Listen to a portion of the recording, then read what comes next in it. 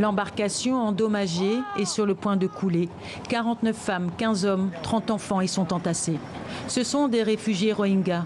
Ils ont été récupérés en pleine mer par les autorités indonésiennes. Ils ne sont plus qu'à quelques mètres des côtes de l'île de Sumatra. Mais interdiction d'aller plus loin.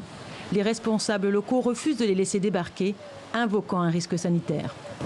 Si le gouvernement est incapable d'agir, notre communauté leur apportera de l'aide, car nous sommes des êtres humains comme eux et nous avons du cœur.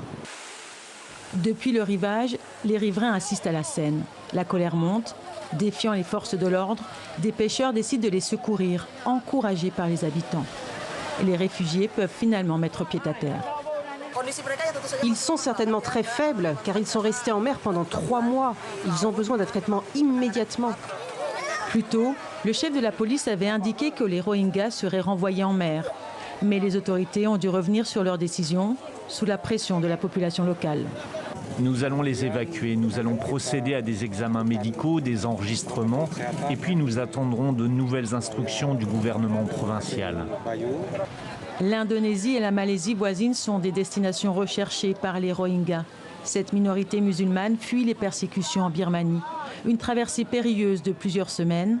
Depuis la pandémie, plusieurs pays de la région ont annoncé qu'ils repousseraient ces embarcations de réfugiés, de peur qu'ils ne soient infectés par le coronavirus.